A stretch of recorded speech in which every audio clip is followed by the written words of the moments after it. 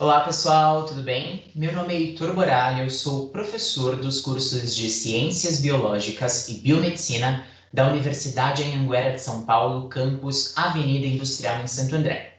Hoje eu estou aqui para falar um pouquinho para vocês sobre o cultivo de plantas medicinais. Se você já utilizou algum dia na sua vida um chazinho de uma planta que a sua avó sempre utilizava, se você já fez o emplastro com uma erva, uma máscara para melhorar o aspecto de cansado feito à base de planta, você já utilizou então plantas medicinais. Não sei se você sabe, mas boa parte das pessoas que usam plantas medicinais fazem o seu uso por conta de uma tradição familiar. E é claro, também porque o valor por trás de um tratamento feito à base de plantas medicinais é muito menor se comparado com medicamentos alopáticos. Mas não se preocupa, boa parte das plantas servem como base para os medicamentos que a gente encontra na maior parte das drogarias e das farmácias. Então as plantas elas são muito eficientes, sim. Só que existem muitos cuidados que a gente tem que tomar quando a gente faz o uso de plantas, porque elas têm efeitos colaterais. Então, se você gosta de plantas medicinais, pega aí o seu papel, pega a sua caneta, anota as suas dúvidas e as informações que eu vou passar aqui nessa palestra para vocês, certo? Vamos lá? Então, pessoal, hoje eu vou falar para vocês um pouquinho sobre a importância dos cuidados com o cultivo, com a colheita, com a secagem, com a embalagem de plantas e também com o armazenamento e transporte. Cada um desses aspectos que a gente vai falar das plantas podem influenciar diretamente na qualidade dessa planta medicinal. Mas antes da gente falar de cada um desses tópicos dessa palestra, eu quero saber de vocês se vocês sabem o que é uma planta medicinal. Bom, planta medicinal, segundo a Organização Mundial de Saúde, é qualquer planta administrada sob qualquer forma e em qualquer via que exerce algum tipo de ação farmacológica no nosso organismo, podendo amenizar sintomas, tratar doenças e trazer bem-estar. Ela pode ser utilizada diretamente na terapêutica, como forma in natura ou dentro de alguma preparação, um xarope, um chá, um suco, um emplastro, ou até mesmo servir de matéria-prima para a extração de diversos princípios ativos. Existem muitos medicamentos que a gente encontra, como eu falei anteriormente, na prateleira de uma drogaria, que são feitos à base de plantas. Existem medicamentos analgésicos feitos à base de plantas, estimulantes feitos à base de plantas e até mesmo medicamentos anti-inflamatórios e antivirais que têm aí um princípio ativo vegetal. Das plantas medicinais, nós conseguimos extrair as drogas vegetais. As drogas vegetais, elas podem ser extraídas da planta como um todo ou de alguma de suas partes. Alguns dos princípios ativos vegetais estão concentrados em grande quantidade em uma determinada estrutura da planta. Existem princípios ativos que estão concentrados mais na raiz, nas folhas, nas flores, nos frutos, no caule.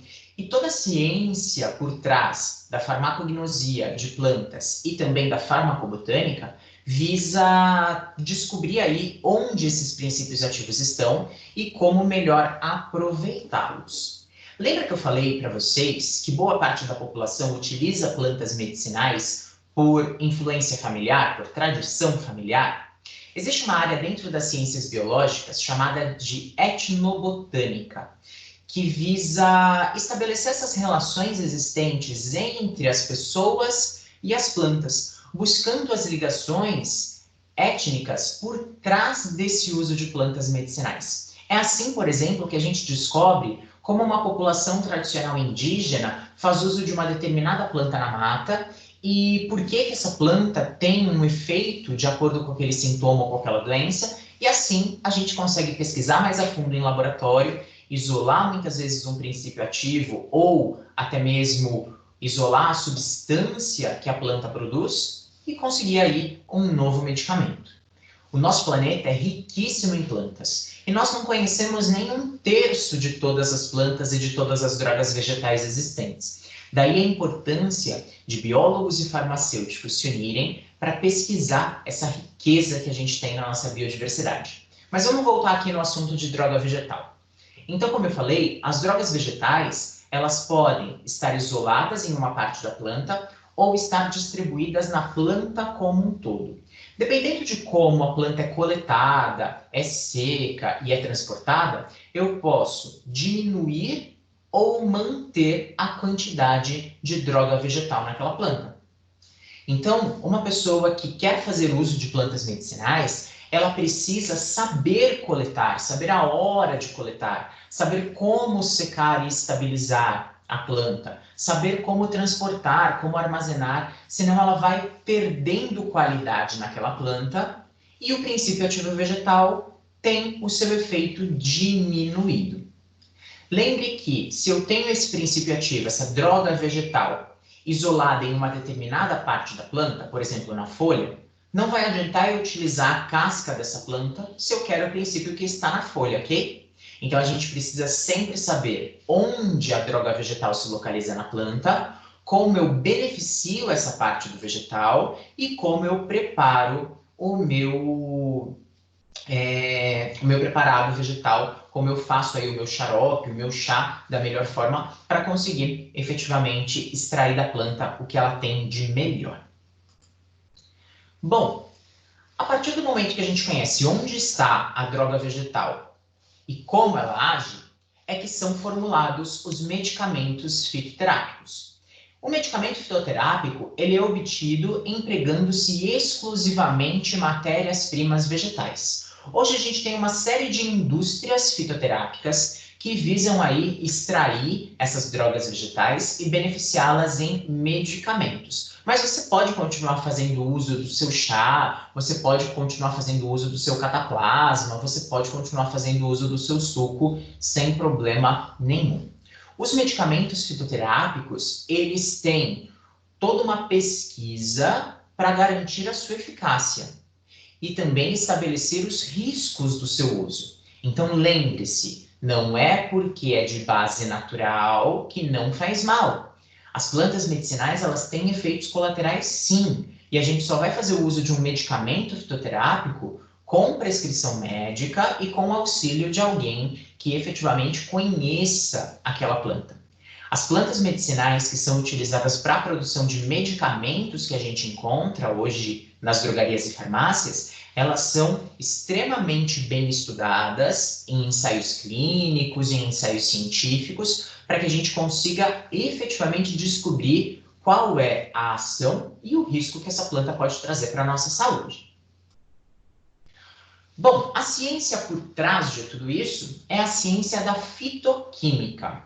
É a fitoquímica que estuda os constituintes químicos de um vegetal e consegue isolá-los para fazer os testes farmacológicos, baseados então em um conhecimento científico, certo?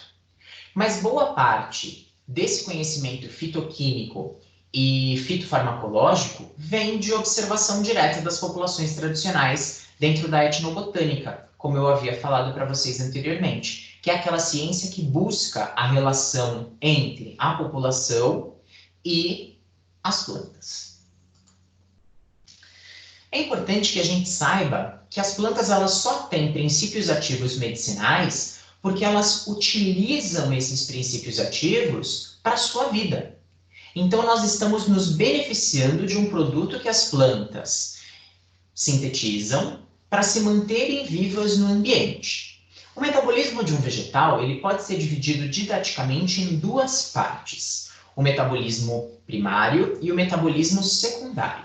O metabolismo primário é caracterizado pela produção dos metabólitos primários, que são as substâncias essenciais para o crescimento e desenvolvimento dos vegetais, como proteínas, ácidos graxos, sacarídeos, ácidos nucleicos e clorofila.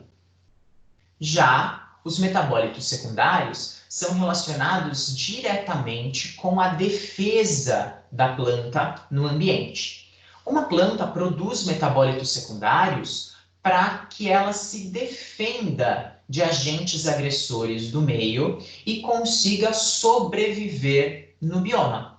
A produção dos metabólitos secundários depende diretamente das variáveis ecológicas na qual a planta está submetida naquele ambiente. Então, uma planta pode produzir uma série de compostos para conseguir sobreviver. tentando afastar herbívoros, tentando prevenir pragas, combatendo fungos, combatendo vírus, bactérias e assim por diante. E são nesses metabólitos secundários que estão as chaves para a cura de doenças e as chaves para os tratamentos vegetais. Nós temos vários metabólitos secundários que podem ser produzidos por um vegetal. Flavonoides, taninos, mucilagens, alcaloides, carotenoides. Cada um desses metabólitos secundários age de uma forma no vegetal e de uma forma no ser humano. Existem muitos metabólitos secundários vegetais que são, por exemplo, antioxidantes para nós seres humanos, renovando as nossas células, evitando fotoenvelhecimento e envelhecimento celular. Muitas substâncias são hidratantes, podem ser substâncias que têm aí um poder antibiótico e antimicótico interessante também. A partir do momento que a gente consegue encontrar esse metabólito secundário, estudar o seu uso no vegetal e isolá-lo, nós conseguimos então produzir um medicamento fitoterápico ou até mesmo conseguir analisar naquele vegetal a sua utilidade na saúde humana. Mas não esqueça, as plantas só irão produzir esses metabólitos secundários dependendo de como o ambiente está. Se ela não tiver do que se defender, a taxa de produção desses metabólitos secundários ela é muito baixa. Uma planta na natureza, dentro ali da floresta, no seu bioma tradicional, produz uma grande quantidade de metabólitos secundários para defesa, se comparada com uma planta que está sendo cultivada em estufa, isolada de qualquer intempérie. Então, quanto mais natural, pouco mexido e integral é o ambiente, maior a concentração de metabólitos secundários naquele vegetal. Então, a riqueza dos metabólitos secundários nas plantas é parcialmente explicada pelo simples fato que os vegetais eles precisam sobreviver na natureza. E eles estão fixos no solo, estão enraizados no solo, não conseguem se deslocar. Então, eles precisam se defender, responder aí às agressões do meio da melhor forma possível. Para que a gente obtenha um fitoterápico de qualidade, nós precisamos analisar diversos fatores no vegetal. Primeiramente, precisamos fazer a identificação correta do vegetal. Lembre, existem muitos vegetais que têm nomes populares muito semelhantes, como é o caso, por exemplo, de erva cidreira. Se eu for falar de erva cidreira aqui, para algumas pessoas que vivem em São Paulo, nós encontramos uma sinonímia com o capim-limão. Se eu for para as áreas mais interioranas ou do sul do Brasil, eles conhecem a erva cidreira como a melissa, de folhas largas. Então, sempre, para que a gente obtenha um bom fitoterápico, nós precisamos fazer a identificação correta do vegetal. Não é porque a planta é chamada popularmente daquela forma que é realmente aquele vegetal. Então, preciso identificar corretamente, preciso saber qual é a espécie. Existem vários fatores que influenciam na concentração de produtos ativos nas plantas. Solo, clima e situações relacionadas à água e à disponibilidade de CO2 podem favorecer o aparecimento de metabólitos secundários ou até mesmo dificultá-los. Os métodos de colheita também vão influenciar diretamente na qualidade da sua planta medicinal. A planta medicinal ela precisa ser colhida na época certa, ser coletada a parte correta da planta. E existe um período do dia ideal para a coleta. Claro, nós precisamos também lembrar que boa parte dos princípios ativos vegetais, eles precisam ser beneficiados. E eles podem ser facilmente oxidados, eles podem ser facilmente perdidos pelo calor, ser voláteis. Os óleos essenciais, por exemplo. Existem uma infinidade de plantas que produzem, como parte do metabolismo secundário, óleos essenciais, como a lavanda. Quando você passa a mão pelas folhas da lavanda, você sente aquele perfume dos óleos essenciais. Só que o óleo essencial é extremamente volátil.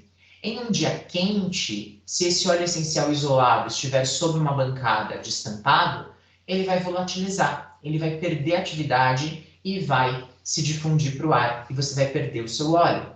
A mesma coisa se você coletar essa planta em um dia extremamente quente. Então, você vai ter aí uma perda parcial do produto. Vale lembrar que eu vou melhorar a concentração, na verdade, vou melhorar a utilização dessa planta se eu fizer um beneficiamento ideal. Existem plantas que elas podem ser secas ao sol, à sombra, em estufa ou diretamente no ambiente. E a partir daí eu consigo um melhor aproveitamento das partes vegetais.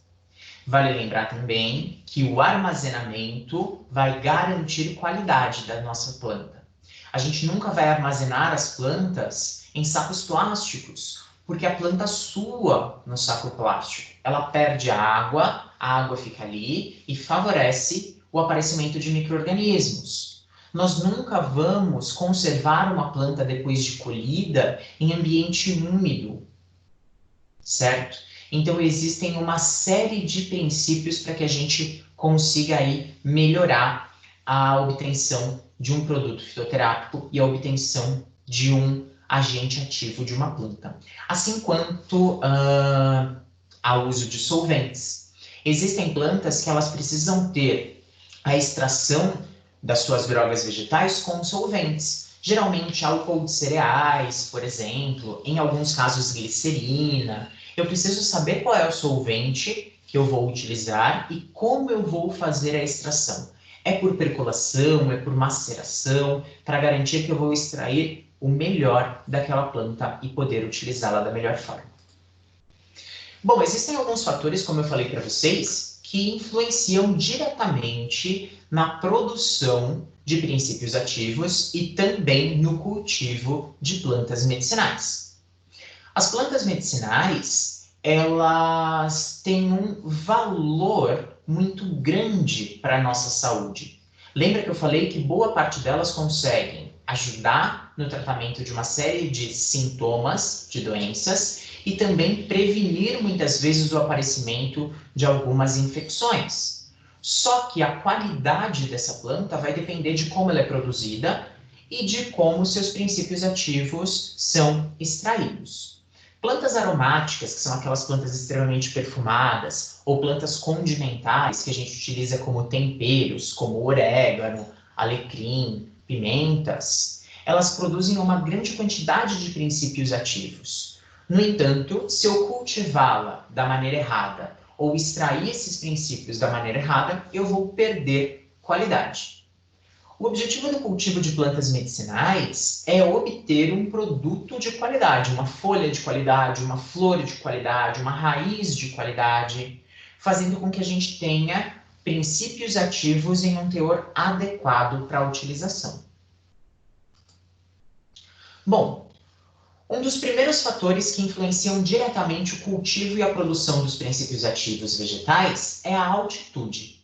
A altura de uma região em relação ao nível do mar vai influenciar diretamente a qualidade do vegetal. À medida que eu vou aumentando a altitude, à medida que eu vou subindo em relação ao nível do mar, a minha temperatura vai diminuindo. Quanto mais elevado em relação ao nível do mar eu estou, menor a temperatura.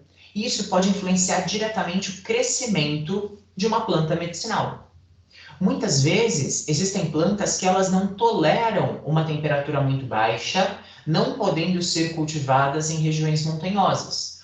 Ou até mesmo elas conseguem sobreviver, mas elas não produzem os princípios ativos que elas produziriam em relação a uma altitude mais baixa. Latitude. Latitude também é um fator que influencia diretamente o cultivo e a produção dos princípios ativos. A latitude é a distância de uma determinada região em relação à linha do Equador. Em uma latitude diferente, o comportamento das plantas também é diferente. Por isso eu não posso comparar, por exemplo, uma planta que é nativa da Europa, sendo produzida lá, com os princípios ativos sendo extraídos lá, dessa mesma planta sendo produzida aqui no Brasil. eu tenho, dependendo da latitude, princípios ativos sendo produzidos em quantidade diferente, em teores diferentes e com qualidades diferentes. Tudo isso, claro, devido à inclinação da Terra e à influência das correntes marítimas. Vou trazer alguns exemplos aqui para vocês.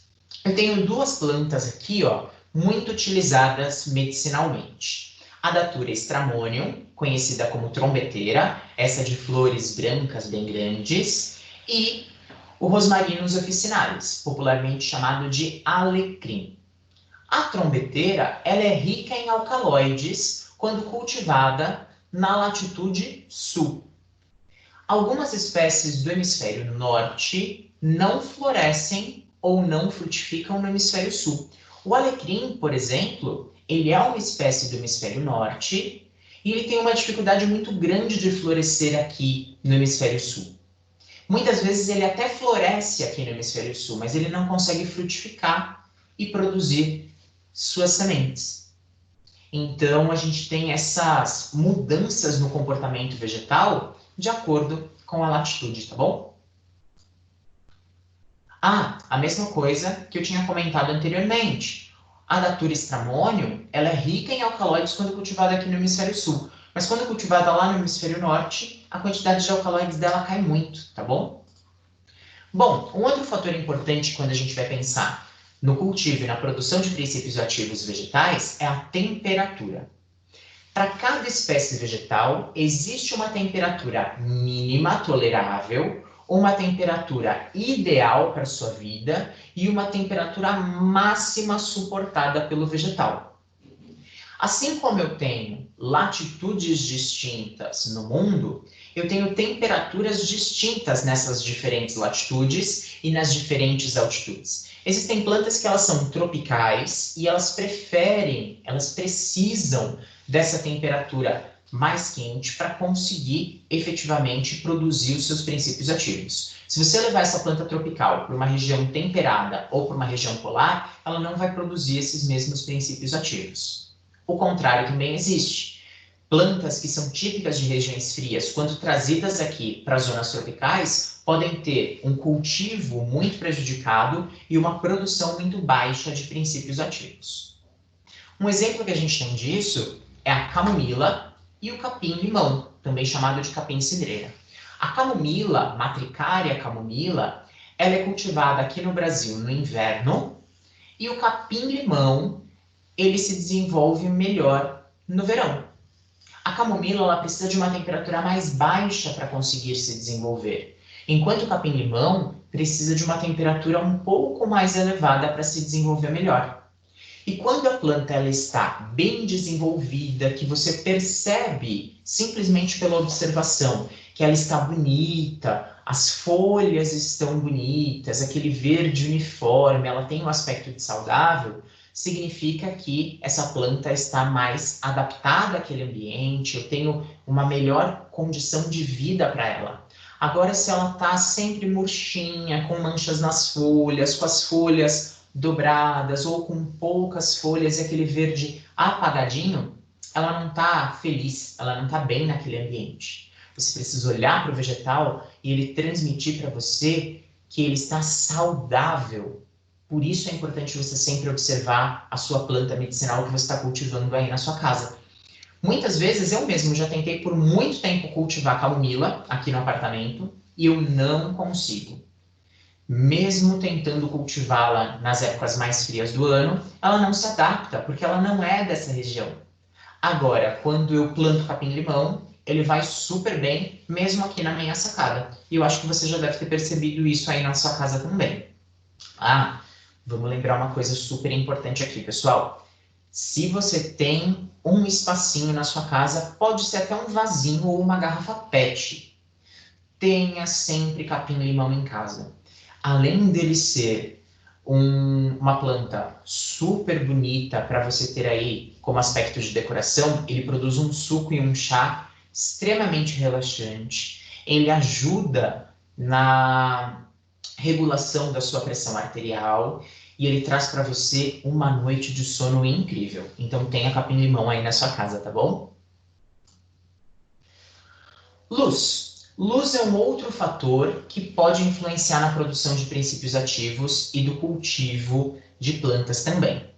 A luz, ela influencia diretamente a fotossíntese, que é o processo pelo qual as plantas conseguem obter energia, além de outros fatores fisiológicos, como floração e frutificação. Todas as plantas apresentam um fotoperiodismo, que são as proporções necessárias de luz e de escuridão dentro de um ciclo de 24 horas, responsáveis pelo crescimento dessa planta, pela germinação das sementes, pelo desenvolvimento e pela formação de flores. Existem muitas plantas que elas precisam de mais horas de iluminação e menos horas de escuridão. Existem plantas que precisam de mais horas de escuridão e menos horas de luz. A hortelã-pimenta que eu coloquei aqui para vocês, a menta piperita, ela é uma planta de dias longos. Ela floresce na região sul do Brasil, onde eu tenho um período de iluminação muito maior. Eu tenho maior período de luz dentro de um ciclo de 24 horas do que de escuridão. Se o seu hortelã, se a sua hortelã-pimenta não está florescendo, não está conseguindo se desenvolver muito bem, veja se não está muito escuro no local onde ela se encontra.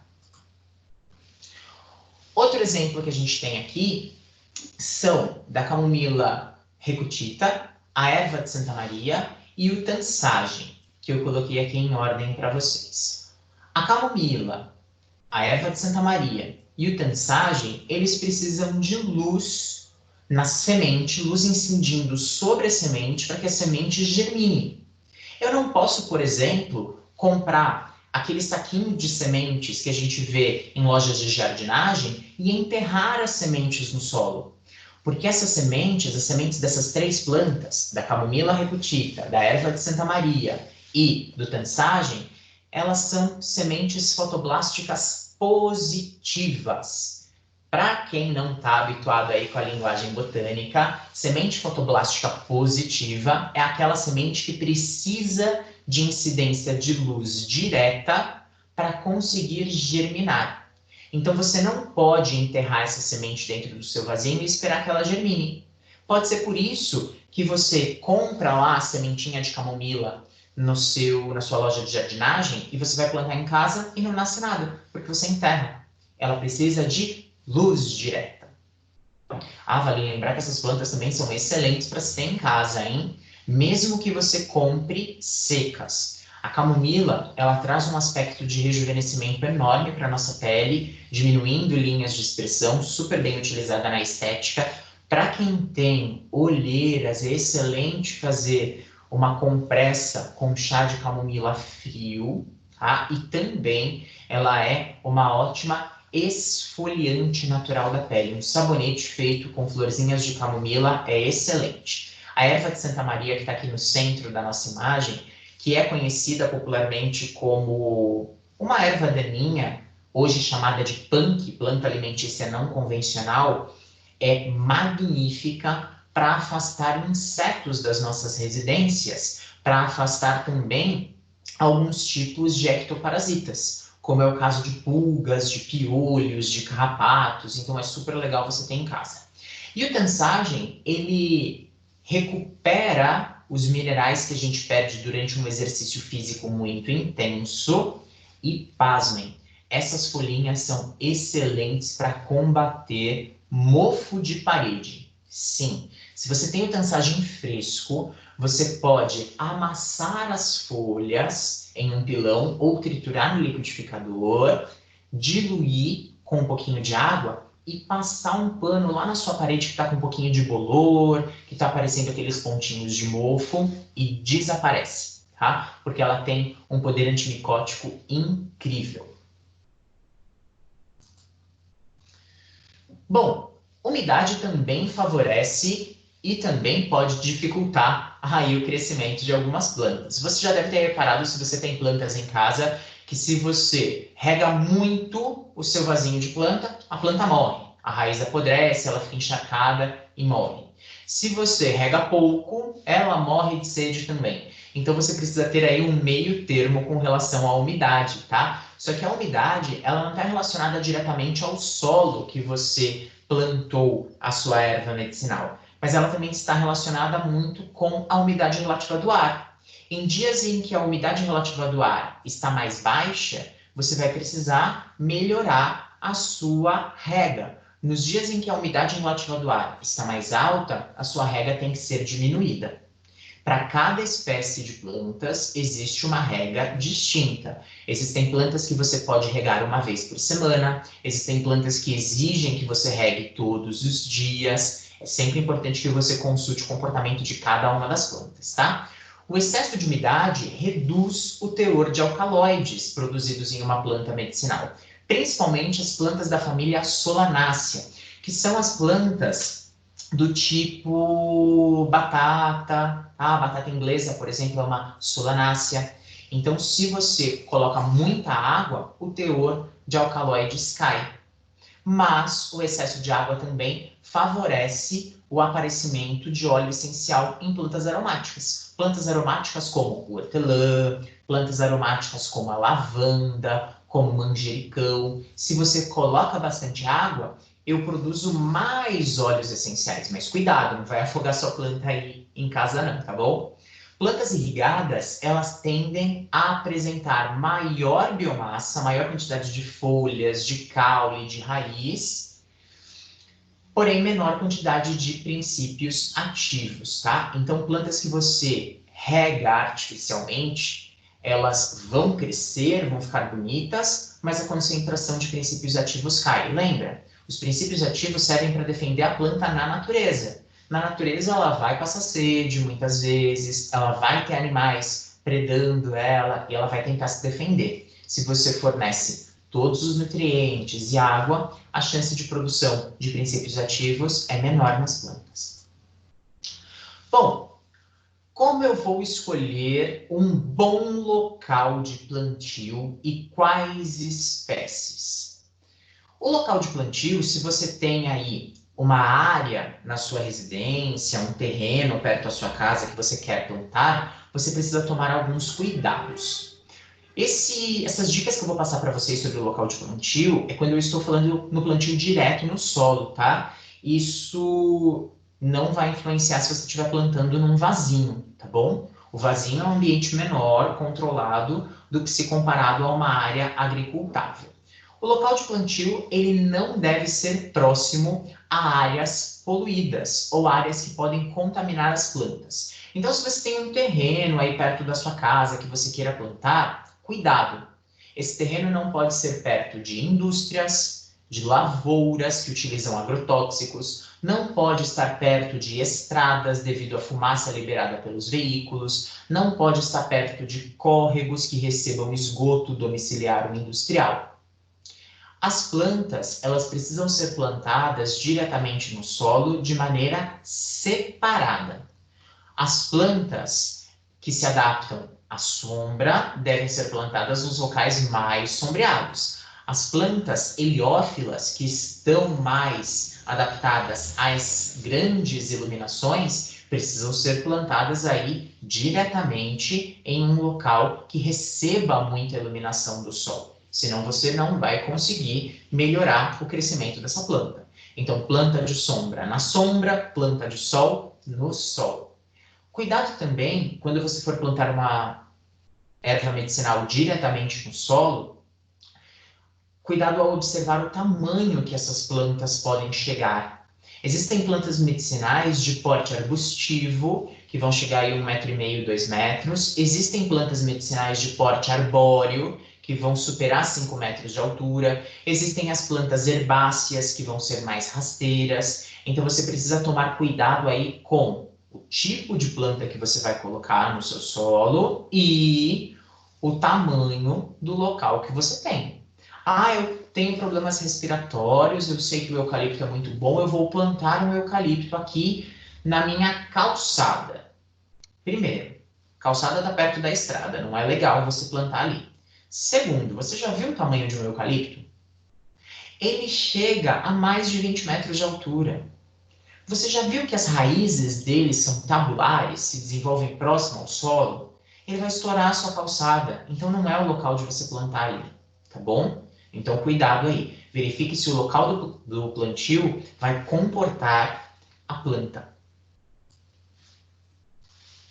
Observe também a forma de crescimento das plantas. Existem plantas medicinais que elas têm o hábito trepador, que elas precisam de escoras para conseguir se apoiar e subir, como é o caso do maracujá, por exemplo, do chuchu, por exemplo, são trepadeiras, precisam de um suporte. Se você não coloca esse suporte, essa escora, ele não vai se desenvolver da melhor forma.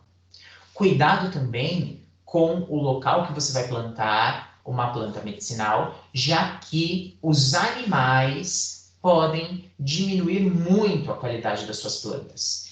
Evite o contato de animais com as suas plantas medicinais. Se você vai fazer uma horta medicinal, não deixe que os seus animais domésticos acessem a horta medicinal, para evitar que eles façam suas necessidades ali na horta medicinal. Evitem também plantar em locais próximos a regiões onde tem despejo de lixo. Ah, eu tenho um terreno aqui perto da minha casa que ninguém está usando, falei com o dono dele, eu posso utilizar para fazer uma horta medicinal. Lindo! Aí você vai ver o terreno, está cheio de resíduo. Então aquele solo já está contaminado, você vai contaminar a sua planta. E aí vai se contaminar. Cuidado, tá bom? Quando a gente fala de plantas medicinais, a gente está falando diretamente da nossa saúde. Agora, se você vai fazer o plantio em jardineiras e em vasos, aí fica tudo mais fácil, né, pessoal? Eu, como eu falei, moro em um apartamento e eu tenho aqui na minha sacada uma série de plantinhas medicinais. Eu tenho hortelã, eu tenho hibisco, eu tenho alecrim, eu tenho lavanda, eu tenho babosa, eu tenho... deixa eu ver o que mais eu tenho aqui. Tenho salsão, tenho uma série de plantas medicinais aqui na minha sacada. Cada uma das minhas plantas estão dentro de uma jardineira, tem manjericão também, estão dentro de uma jardineira ou de um vasinho só. Eu não tenho plantas colocadas em uma mesma jardineira ou em um mesmo vaso para evitar a competição entre elas. Então eu optei por separar cada planta no seu vaso, cada planta na sua jardineira. Mas mesmo que você plante em uma jardineira ou em um vasinho, cuidado! O local ele deve receber boa iluminação solar, principalmente no período da manhã, quando os raios solares eles favorecem a fotossíntese.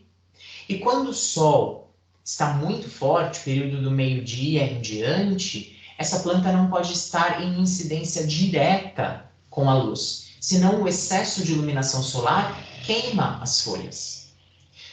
Não devem ser plantadas espécies do mesmo gênero botânico muito próximas umas das outras, dentro do mesmo vaso, da mesma jardineira ou da mesma região do canteiro, para evitar que elas se intercruzem e produzam plantas híbridas.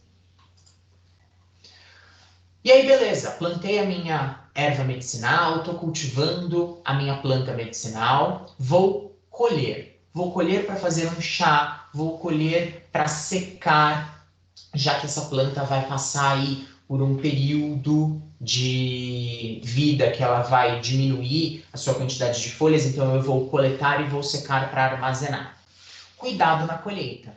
A qualidade dos produtos vegetais depende de alguns fatores. Eu preciso colher uma planta medicinal no estágio em que eu tenha maior concentração de princípios ativos.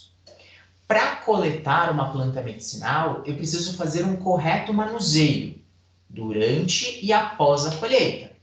Então, as minhas mãos precisam estar limpas, os instrumentos que eu vou utilizar para a coleta, como faca, tesoura, precisam estar higienizados para evitar contaminação. E eu preciso armazenar essas plantas em um local adequado. Vale lembrar também que o momento ideal da colheita depende da análise de alguns fatores. Eu vou colher as plantas quando elas estiverem com uma grande quantidade de biomassa. Quando elas estiverem com grande quantidade de folhas, com grande quantidade de caule. Eu não vou coletar a planta se ela estiver muito pequenininha, muito mirradinha. Eu preciso também coletar quando ela está produzindo uma grande quantidade de princípios ativos. E para cada planta isso é variável. Depende. Existem plantas que elas devem ser coletadas no inverno, plantas que devem ser coletadas no verão, plantas que devem ser coletadas em dias mais secos, plantas que devem ser coletadas à noite, plantas que devem ser coletadas durante o dia. Por exemplo, a dama da noite é uma flor muito interessante e ela deve ser coletada no período noturno, preferencialmente sob luz de lua cheia, para que você tenha maior concentração dos seus princípios ativos aromáticos. E ela traz para a gente um benefício muito bom. Ela traz para a gente uma sensação de relaxamento e de tranquilidade. A mesma coisa acontece com o jasmim de Madagascar e o jasmim gardênia. Veja, se você já teve o acesso aí a um jasmim gardênia, você lembra daquele aroma bem adocicado e daquelas flores grandes e brancas que liberam um aroma só à noite. Se você coletar durante o dia, a concentração de óleos essenciais aromáticos é muito pequena. Não que você não os tenha, você tem, mas ela é muito pequena a sua concentração. Se você coletar essas flores à noite, a concentração vai estar maior e você vai melhorar aí a quantidade de princípios ativos na sua planta. Bom, outra coisa que você precisa lembrar é que algumas plantas elas devem ser coletadas em períodos de vida diferentes, em fases fenológicas diferentes. Existem plantas que vão ter maior concentração de princípios ativos na época de floração, na época que ela tem flores, na época de frutificação, que ela produz frutos, ou na época vegetativa, que ela só tem folhas, tá? Você vai precisar estudar cada um dos comportamentos das plantas. Por exemplo, o manjericão. O manjericão é uma planta condimentar e medicinal muito interessante. Condimentar, a gente tá careca de saber que ele é ótimo para colocar lá no molho, para fazer o seu molho de tomate, a sua macarronada, o seu molho pesto, mas também ela é extremamente importante para o alívio da tensão, para a diminuição do estresse. Ela combate os sintomas iniciais do resfriado. Ela é uma ótima restabelecedora do ciclo do sono. Só que, se o seu manjericão estiver com flores, com inflorescências, não colete, não utilize. Retire lá do seu manjericão as florzinhas, as inflorescências, e espere pelo menos umas 2 semanas para coletar as suas folhas. Os princípios ativos do manjericão estão em maior concentração nas folhas. Quando o manjericão floresce, todo o metabolismo da planta se direciona para a flor e parte dos princípios ativos começam a ser descartados, ser utilizados para a produção de flores. Então, se o seu manjericão está florindo, não é hora de você coletar as folhas para fazer o seu molho, para fazer o seu chá, para fazer o que seja. Você precisa esperar. Você pode retirar as flores e esperar umas 2 semaninhas para que a planta volte o seu metabolismo vegetativo e você extraia do manjericão os melhores óleos aromáticos. Bom, pessoal, uma atenção especial que a gente precisa ter no momento da coleta, principalmente se você tem plantas medicinais aí na sua casa. A coleta, ela deve ser feita preferencialmente com o tempo seco, naqueles dias em que eu tenho uma baixa umidade relativa do ar, no período da manhã, depois que o orvalho evaporou. Preferencialmente, as plantas medicinais elas devem ser coletadas em dias que eu tenho céu de brigadeiro, que é aquele céu azulzinho, sem nenhuma nuvem, tá? É recomendado que a gente faça a colheita nesses dias. Por quê? Um dia seco, com umidade relativa baixa, para a concentração dos princípios estar maior na planta. Não se recomenda colher plantas medicinais após um longo período de chuvas, porque o teor de umidade da planta vai estar maior, os princípios ativos estarão diluídos e vai ser muito mais difícil você secar essa planta. Ela pode mofar com mais facilidade. Vale lembrar que se você irriga os seus vasinhos de planta, você vai esperar aí um dia e meio, 2 dias sem irrigação para coletar as suas plantas, porque senão você está diluindo os princípios ativos. A chuva, ela é semelhante à irrigação artificial. O alto teor de umidade na planta, após uma irrigação ou após uma chuva, dificulta a secagem e aumenta o aparecimento de fungos, aumenta também a chance de você perder esse material. Ah, outra dica importante. Você tem ali o seu vegetal, né? Na sua jardineira, no seu vaso ou no seu canteiro.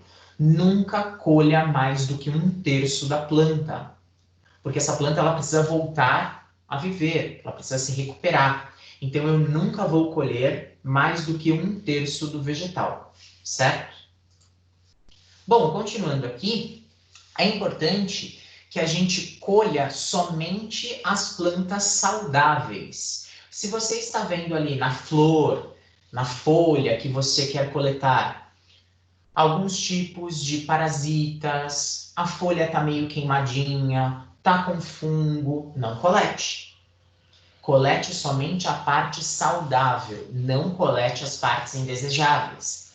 Use ferramentas apropriadas, como tesouras bem afiadas e limpas. Lave com água e sabão e higienize com álcool ou com hipoclorito antes e depois de coletar. Se você vai coletar plantas diferentes, higienize o seu instrumento de uma planta para outra, para evitar que você leve contaminações de uma planta para outra também.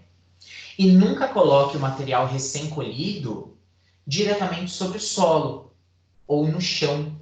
Use bolsas, cestas, lonas, sacos, tipo saco de pão, aquele saco de papel, para armazenar suas plantas e levá-las para coleta, para beneficiamento, tá? Então, você vai lá no seu jardim coletar manjericão, coletar rosas e coletar lavanda.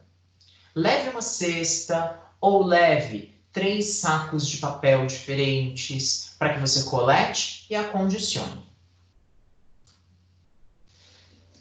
No transporte das plantas medicinais após colheita, evite perder qualidade.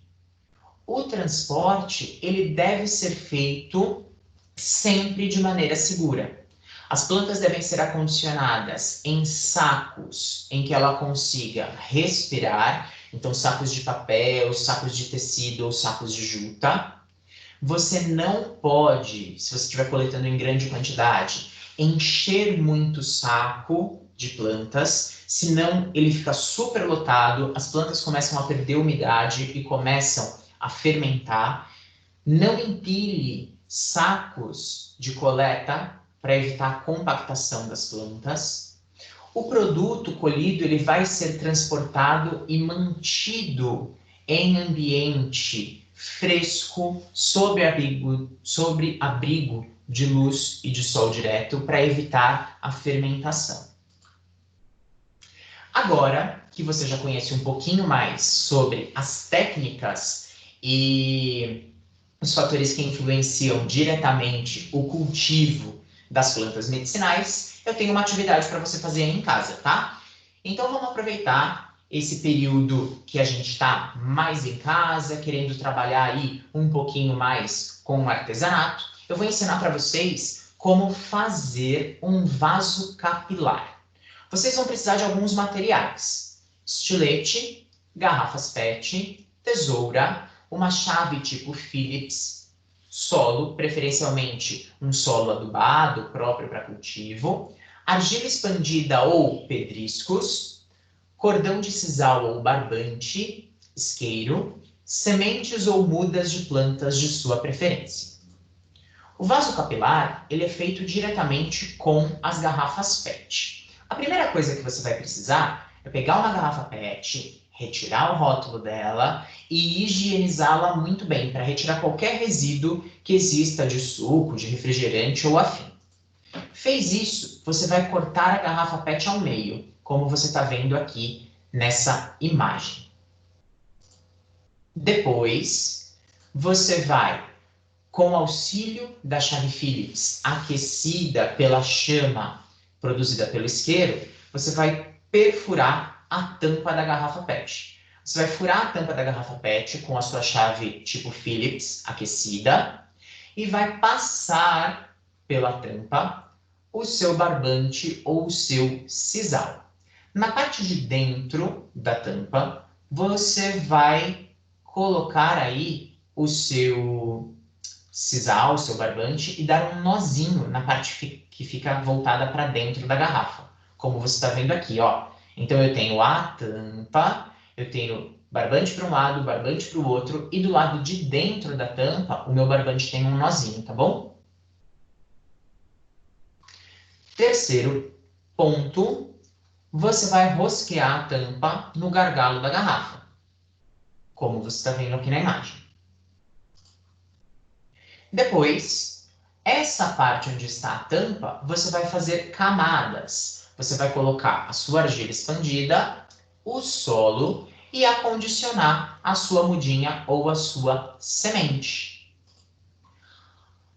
A garrafa vai ficar fechada e o barbante vai ficar imerso na outra extremidade da garrafa.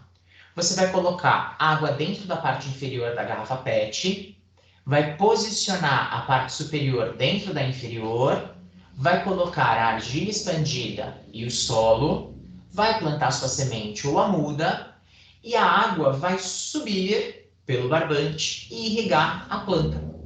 Vejam que ela fica bem vedadinha, esse vaso capilar, evitando o acesso de alguns tipos de organismos, como mosquitos, que poderiam utilizar essa água aí para depositar os seus ovos. Você não vai precisar se preocupar com a rega, porque a planta vai sugar a água através do barbante, certo? E você está reaproveitando, reutilizando aí a sua garrafa PET. Aqui eu coloquei o esqueminha para vocês verem o passo a passo. Então, ó, lembrando, corte a sua garrafa PET ao meio. Você pode perfurar a tampa e passar o barbante e inverter. Putz, eu não tenho barbante na minha casa, não tem problema. Corta a garrafa PET ao meio, aquece a chave Phillips, faz 3 furos nesse formato de triângulo na parte superior da garrafa próxima ao gargalo, inverte a garrafa, uma parte dentro da outra. Na parte inferior você coloca a água, deixa tampado, sem furinho na tampa, tá bom? E você vai plantar a sua mudinha aqui. Depois de plantar, que você fez a sua camada de argila expandida e solo, aí sim você desrosqueia a tampa e coloca o gargalo da garrafa em contato direto com a água, como você está vendo aqui. A planta ela vai sugar a água, sem precisar do barbante nesse caso, e o excesso de água vai sair pelos orifícios que você fez. Certo, pessoal? Bom, espero que vocês tenham gostado de conhecer aí um pouquinho mais das plantas medicinais. Aqui eu coloquei algumas referências que eu utilizei para produzir o material de hoje. Em caso de dúvidas, eu estou sempre à disposição. Meu e-mail é heitor.boralha@anhanguera.com. Muito obrigado por vocês terem assistido essa palestra. Um beijo, até a próxima. Tchau, tchau.